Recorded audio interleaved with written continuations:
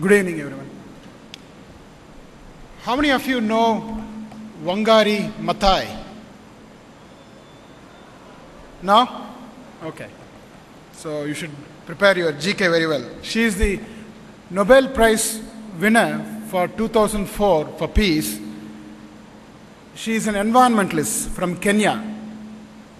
She is the first African lady to win a Nobel Prize.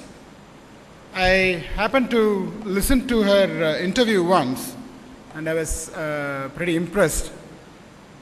She narrated a story which she heard from Japan. This is about a day in a forest. There was a wild fire in the forest, and it's a major fire. So all the animals which belong to the forest started running away from the forest, from the center of the forest to the edge of the forest. All the big animals started running, and they came to the edge of the forest. And to their surprise, they noted one small hummingbird. The hummingbird is very small. It was going into the forest, fetching one drop of water from the stream which was flowing outside. It was fetching one drop of water and going and putting it on the fire, and coming back and doing back and forth, just one drop of water.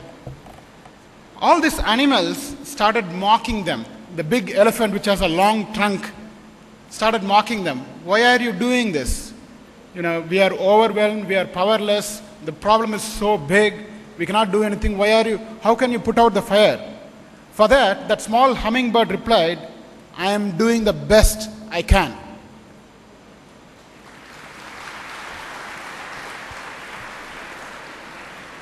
So, especially for the outgoing students, I want you to remember this story for life. Don't get overwhelmed with all the problems in the society. Be like the hummingbird.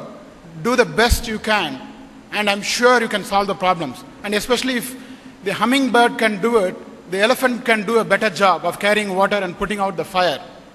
So, I wanted to convey this message to the outgoing students. One of the major assets of VIT is the students of VIT. There is no doubt about it. And that's why VIT wants to become a very student-centered university. So we are already a student-focused university, but we want to become a student-centered university, and we are starting to work towards it very much. We are changing our policies, etc. For example, our Chancellor has announced rupees 25 lakhs as scholarship for the semester abroad program.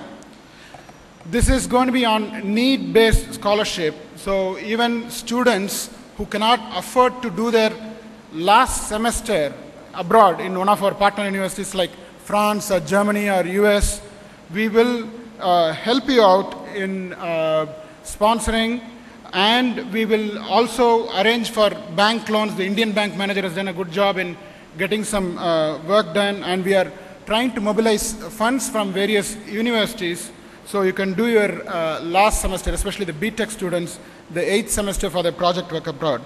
We already have many students doing it, but we wanted to organize it and help it so more and more students get exposed to a foreign university atmosphere.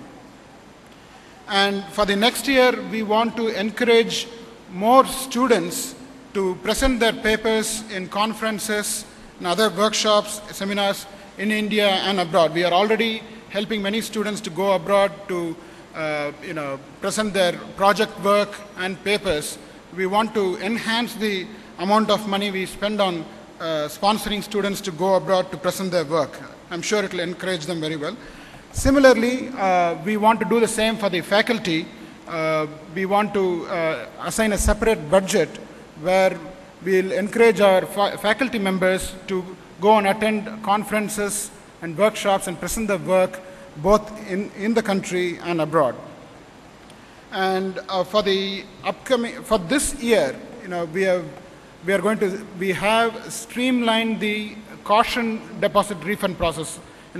As VIT is becoming bigger and bigger, I'm afraid that bureaucracy sets in. So we want to streamline the process.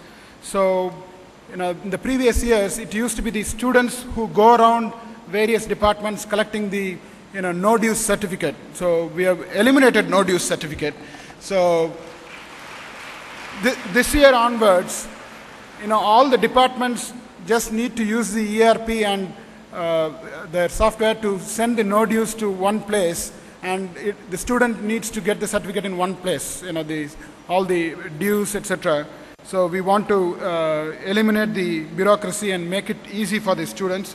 On a similar note, from next year onwards, we are planning to have a single window system for students to get all the paperwork done, anything we want, like bona fide certificate and all this administrative work.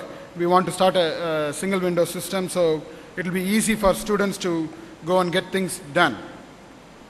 And at this juncture, I want to appreciate all the student representatives who have given wonderful feedback and worked hard.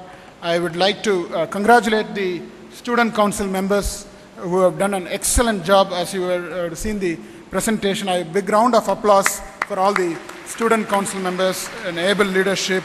With Dr. Chidambaram being at the helm of the affairs, it was very easy to organize excellent student activities. I would like to close my address with one bit I heard. There was an interview, job interview conducted. So the question was same, and it was asked to multiple candidates. The question is, you are stranded in an island, uninhabited island, nobody else lives there, a shipwreck, you are stranded in an island. What book do you want to read? Is the question. The first candidate goes in and says, I want to read Shelley's poems, a big volume of poems so I can enjoy my time. The second candidate goes in and says, I'm interested in literature, I want Shakespeare's dramas, the entire volume, so I can spend hours together enjoying the Shakespeare's dramas. The third candidate goes, sir, I need a book called Practical Boat Building for Dummies. So he wants to build a boat and escape from the island. No wonder you can guess who get the job. So I want you to be pragmatic, practical, and get things in life. I'm sure you'll succeed very well in life, and make sure you do good to the society. Nothing else matters. Thank you.